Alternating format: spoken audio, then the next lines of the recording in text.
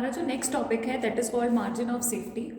अभी तक हमने जितने भी टॉपिक्स रीड आउट किए हैं अंडर सीवीपी एनालिसिस, उसमें हमने ब्रेक इवन पॉइंट को बहुत बार यूज़ किया है।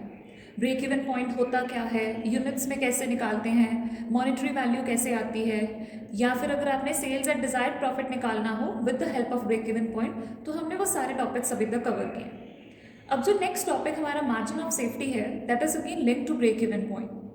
मार्जिन ऑफ सेफ्टी पे हम दो चीज़ों को कंपेयर करते हैं। हम देखते हैं कि एक्चुअल में एक कंपनी या एक फर्म ने कितनी सेल्स की हैं और उसको कितनी सेल्स करनी चाहिए थी at break even point. It refers to the difference. ये एक डिफरेंस है। किसका डिफरेंस है? एक्चुअल सेल्स का। एक्चुअल सेल्स मतलब जो उसने सेल्स कर दी। अब वो ब्रेक इवन पॉइंट की सेल से ज़्यादा भी हो सकता है, कम भी हो सकता है। It can be any value. So difference between actual sales and sales at break even point, और जो सेल उसकी ब्रेक इवन पॉइंट पे बनती थी। अब ब्रेक इवन पॉइंट मतलब no profit no loss situation, तो वो सेल्स जो आपकी no profit no loss situation को पॉसिबल करे, वो सेल्स का डिफरेंस एक्चुअल सेल के साथ। अब अगर तो ये डिफरेंस पॉजिटिव है, it is a good position कि हम ज़्यादा अर्न कर रहे हैं। अब अगर ये डिफरेंस नेगेटिव है तो कंपनी को अगेन स्ट्रैटेजीज बनानी पड़ती हैं, उनको अपनी कॉस्ट को मैनेज करना पड़ता है और उनको फर्दर ये देखना पड़ता है कि वो अपनी सेल्स को कैसे इंक्रीज करें। अब मार्जिन ऑफ सेफ्टी को कैलकुलेट करने के लिए भी हमारे पास फॉर्मूले हैं। सबसे पहले अगर हम इसको यूनिट्स में निकालें, यूनिट्स में it is very easy. Actual sale minus sales at break even point. आपने लेना क्या है, हर एक चीज़ पर यूनिट्स में लेनी है कि एक्चुअल सेल के यूनिट्स कितने हैं और ब्रेक इवन पॉइंट पे अगर आप बेचो तो तब कितने यूनिट्स को बेचना चाहिए। That's it. आपको यहाँ पर किसी भी चीज़ की मॉनेटरी वैल्यू कंसीडर नहीं करनी, आपको हर एक आइटम को यूनिट्स की फॉर्म में लेना है। जो नेक्स्ट आता है that is in monetary value, कि अब हमने क्या करना है, मार्जिन ऑफ सेफ्टी को रुपीज़ में कैलकुलेट करना है। फॉर्मूला सेम है, actual sales minus sales at break even point. Formula is same, there is a difference now. Every time you have to take each and every component in the form of monetary value. आप हर एक की total amount लोगे, units नहीं लोगे, per unit value नहीं लोगे। अब जो थर्ड एंड फोर्थ फॉर्मूला है those are more important. Third formula जो मार्जिन ऑफ सेफ्टी का है that is equal to profit upon PV ratio into 100। अब पीवी रेशियो का टॉपिक हमने अभी तक कवर कर लिया, आप उसको यहाँ पर कैलकुलेट करोगे। प्रॉफिट आपको दिया होगा या आप खुद निकाल सकते हो। प्रॉफिट निकालने के लिए आप कॉन्ट्रीब्यूशन को यूज़ करो, फिक्स्ड कॉस्ट को यूज़ करो, आपका प्रॉफिट आ जाएगा। So profit upon PV ratio into 100 will give you a situation of margin of safety. अब अगर हम मार्जिन ऑफ सेफ्टी को परसेंटेज फॉर्म में निकालें, परसेंटेज फॉर्म का मतलब कि हमने ये देखना है कि एक्चुअल सेल में से जितनी हमने की है मार्जिन ऑफ सेफ्टी का प्रोपोर्शन कितना है, तो उसका फॉर्मूला आपका नंबर 4 है। What does this formula say? If you want to calculate it in the form of percentage, आपको सबसे पहले मार्जिन ऑफ सेफ्टी को कैलकुलेट करना होगा। कैसे भी कैलकुलेट करो, चाहे ये फॉर्मूला, चाहे दिस वन, चाहे आपका third formula, you have to calculate margin of safety. आपका एक बार वो आ गया एक्चुअल सेल्स। अब एक्चुअल सेल आपको क्वेश्चन में गिवन होगा, तभी आपके ये दोनों पार्ट सप्लाई हो सकते हैं। मल्टीप्लाई बाय 100, क्यों? क्योंकि आपने परसेंटेज में निकालना है। So this formula will provide you the proportion which your margin of safety sales have from the actual sales. So this is the basic part of margin of safety. Now we are going to solve practical questions. जो भी topics हमने अभी तक किए हैं ये उसके साथ लिंक्ड ही आपको हम प्रैक्टिकल क्वेश्चन सॉल्व करेंगे। Now the question says the data below relates to a company, sales, fixed cost and profit. तीन चीज़ें हमें क्वेश्चन में गिवन है। From this data we have to calculate PV ratio at present. PV ratio at present का मतलब कि आपको जो भी इंफॉर्मेशन गिवन है उसमें से आपको पीवी रेशियो निकालनी है। अब पीवी रेशियो वी नो कि वो हमें दो चीज़ों का रिलेशन बताती है, कंट्रीब्यूशन एंड सेल्स। तो हमें बेसिकली कंट्रीब्यूशन चाहिए यहाँ पे। देन उन्होंने सेकंड पार्ट बोला है calculate PV ratio if selling price is increased by 10%, कि आपका सेलिंग प्राइस अगर चेंज हो जाता है तो आपका पीवी रेशियो क्या होगा। आपको ये दोनों बात सॉल्व करना है। अब जब भी आपको ये क्वेश्चन सॉल्व करना है, जितनी भी इंफॉर्मेशन आपको गिवन है just try to use that information, और वहाँ से आप फॉर्मूला अप्लाई करके जो भी फर्दर पार्ट कैलकुलेट कर सकते हो, जस्ट कैलकुलेट दैट पार्ट। अब वो कैसे? जैसे हमें पता है कि यहाँ पर सेल्स, फिक्स्ड कॉस्ट और प्रॉफिट गिवन है। अब मैं अगर इस पे फॉर्मूला अप्लाई करूं तो मैं यहाँ पर कंट्रीब्यूशन बहुत आराम से निकाल सकती हूँ। तो जब भी आपको सीवीपी एनालिसिस का क्वेश्चन आए, आपको क्या करना है, ये सारी चीज़ें स्टार्टिंग में ही निकाल कर रख लेनी है, चाहे आपको क्वेश्चन में बोला है, चाहे ज़रूरत है नहीं है, but these things are going to make a difference to your solution. So try to calculate the things which are possible from the given information. So how we will be solving? कहेंगे sales minus variable cost is equal to fixed cost plus profit. ये हमारी marginal cost की equation है और इसी को ही हमने use करके अपनी कॉन्ट्रीब्यूशन एंड ऑल टर्म्स निकालनी है. अब अगर यहाँ पर हम देखें, हमारे पास सेल्स की वैल्यू गिवन है क्वेश्चन में, so it is 1,50,000. Variable cost is not given, so we are writing it as minus variable cost. Fixed cost की वैल्यू कितनी given है? 45,000. So 45,000 plus profit कितना है हमारा? 15,000. This is the value which we are having. तो यहाँ से आपकी किसकी वैल्यू आ गई? Variable cost की वैल्यू आ गई. कैलकुलेट करके रख लेते हैं. We might be using it, we might not be using it. It depends upon the rest of the part. So from here हमारी जो वेरिएबल कॉस्ट की वैल्यू आई है, वेरिएबल कॉस्ट वो कैसे आ जाएगी? 1,50,000 minus total of this. Total यहाँ पर आपका आ रहा है 60,000. सो 1,50,000 माइनस 60,000. तो यहाँ से जो वैल्यू आई है दैट इज ₹90,000. ये आपकी कौन सी वैल्यू आ गई? आपकी वेरिएबल कॉस्ट की वैल्यू आ गई. अब अगर यहाँ से हम कंट्रीब्यूशन निकालें, कंट्रीब्यूशन हमारा कितना है? Fixed cost plus profit. हम ऑलरेडी उसको यहाँ पर शो कर चुके हैं, which is equal to fixed cost plus profit. Fixed cost हमारा 45,000 है, प्रॉफिट हमारा कितना है?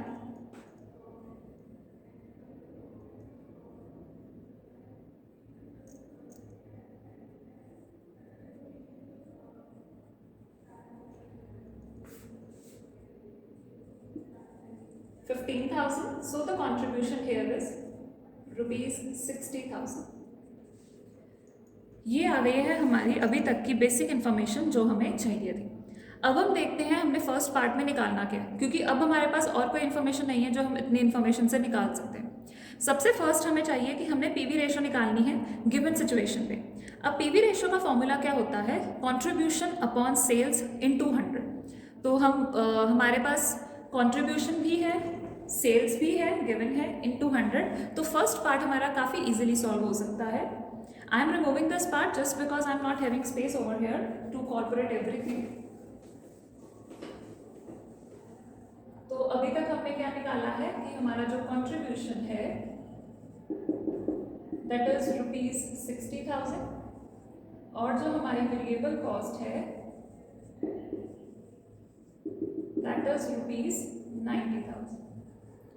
Now the very first part हमने निकालना है पीवी रेशो. पीवी रेशो का फॉर्मूला होता है C/S × 100. C हम निकाल चुके हैं, वो आया है 60,000. S हमें क्वेश्चन में ऑलरेडी गिवन था. The value of S is 1,50,000 multiply by 100. अब हम इस पूरी के पूरी फ्रैक्शन को, इस पूरे के पूरे सिचुएशन को सॉल्व करेंगे and the ratio will be 40%.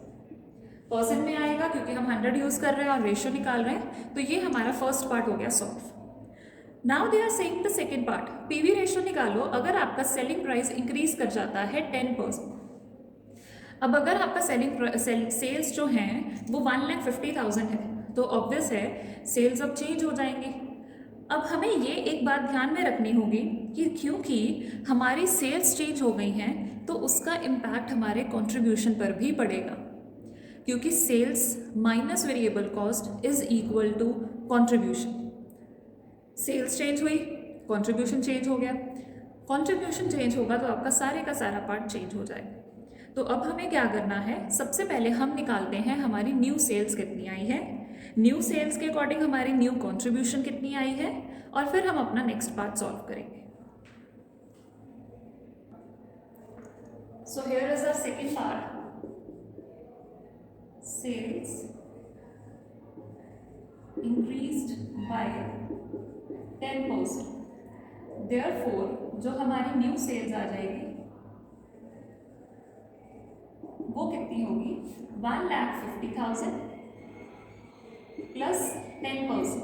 अब 10% आपको किसका करना है, आपको इसी सेल का ही 10% करना है। सो 1,50,000 प्लस 10% वो हो जाएगा 1,50,000 प्लस 15,000। दैट मीन्स जो न्यू सेल्स की वैल्यू आई है it is equal to 1,65,000। Question में गिवन था, हमने जस्ट वो चीज़ अप्लाई की है। अब हमें क्या करना है, अब हमें अपनी रेस्ट ऑफ द चीज़ें जो हैं वो सॉल्व करनी है। How to solve. अब अगर हम यहाँ पर कंट्रीब्यूशन निकालें,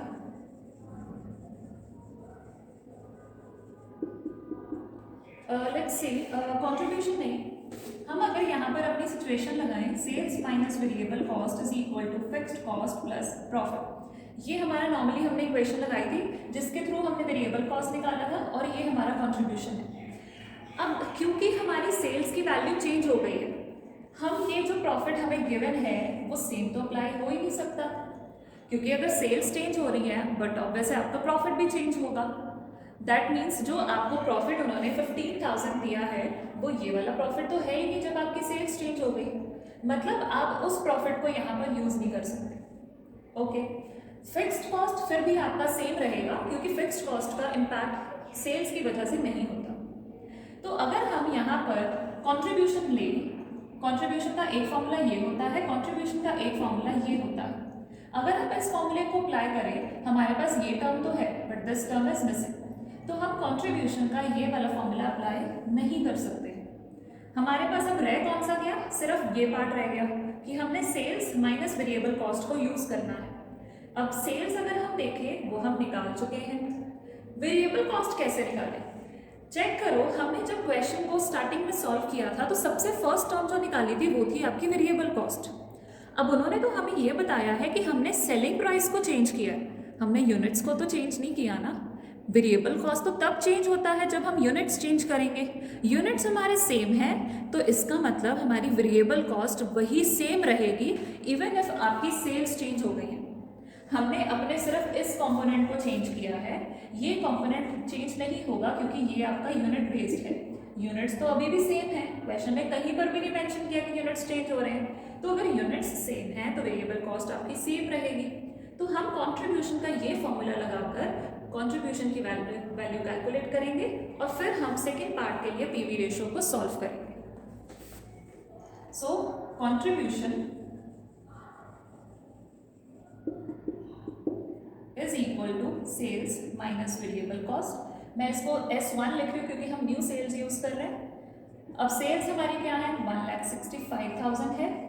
वेरिएबल कॉस्ट हमने स्टार्टिंग में निकाली थी 90,000। तो यहाँ से if we calculate the value of contribution it will come out to be ₹75,000। सिर्फ एक चीज के चेंज आने से, सिर्फ सेलिंग प्राइस के चेंज होने से आपका कंट्रीब्यूशन चेंज हो गया। अब हम अपना फॉर्मूला अप्लाई करेंगे, PV ratio which is equal to C/S × 100। हमारे पास अब C की वैल्यू क्या है, इट इज 75,000। S की कौन सी वैल्यू लें, 1,50,000 लें या 1,65,000, क्योंकि हम सेकेंड पार्ट के लिए सॉल्व कर रहे हैं तो हमारी जो सेल्स भी आएगी वो भी न्यू फिगर ही रहेगी, 1,65,000 × 100। और यहाँ से जो आपकी वैल्यू आ जाएगी that will be equal to 45.45% as your new PV ratio. You can write approx क्योंकि ये आपका रनिंग में चलता जाता है। So in this way, questions of CVP analysis are solved. You can expect any question. Just be conscious कि आपका किसका impact किस पे पड़ रहा है और कौन सी टर्म किसके चेंज होने से चेंज हो सकती है या नहीं हो सकती। Now the second question, from the given information, sales, variable cost, fixed cost, calculate PV ratio, break even point, and the third one is margin of safety. Again, the question is quite simple. You all just need to calculate the various things which we could calculate from the given information. So let's start with the question.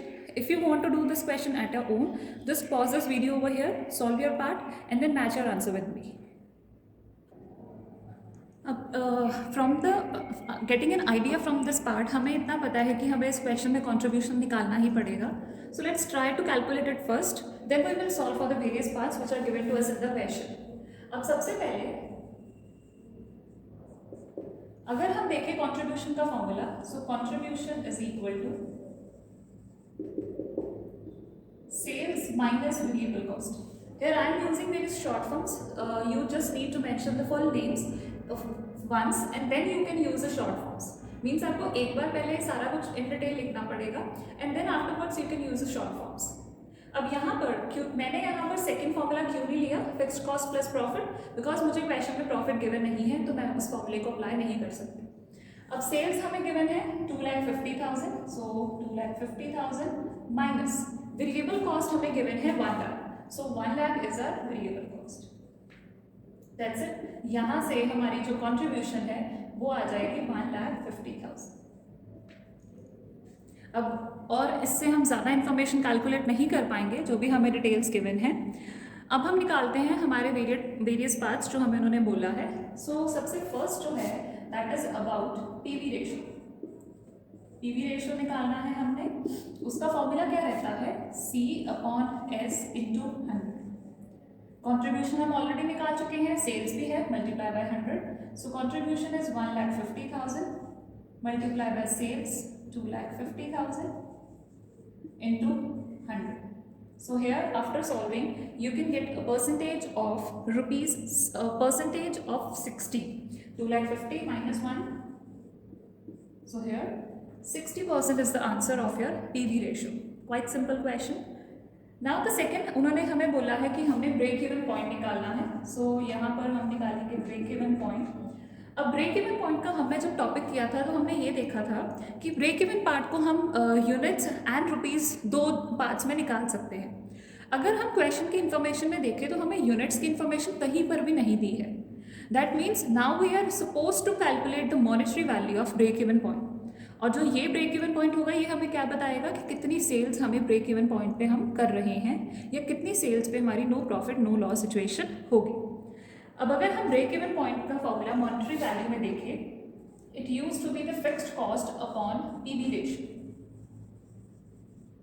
Even की हमने जब किया था हमने क्या किया था, fixed cost upon sales minus variable cost multiply by sales. तो वो भी इन शॉर्ट क्या है, आपका यही फॉर्मूला है.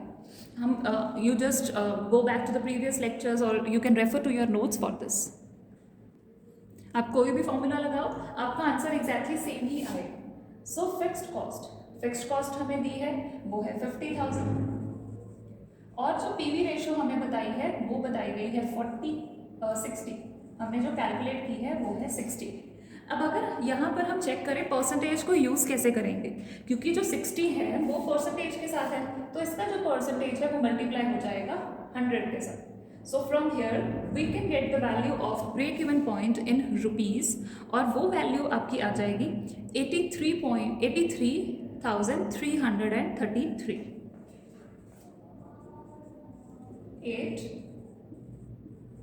4 times 3, 83,333 rupees is the value of your break even point. अब हमने सेकेंड पार्ट तक सॉल्व कर लिया. Now we have the third part, margin of safety. अब उसको कैसे कैलकुलेट करना है. मार्जिन ऑफ सेफ्टी के हमने अभी तक काफ़ी फॉर्मूले किए हैं कि हमारे पास 4 फॉर्मूला होते हैं जिनके थ्रू हम ये कैलकुलेट कर सकते हैं. अब क्योंकि फर्स्ट फॉर्मूला तो अप्लाई हो नहीं सकता, यूनिट्स तो नहीं है हमारे पास, दैट मीन्स हमें सेकेंड फॉर्मूला ही अप्लाई करना होगा. तो सेकेंड फॉर्मूला कैसे अप्लाई करेंगे.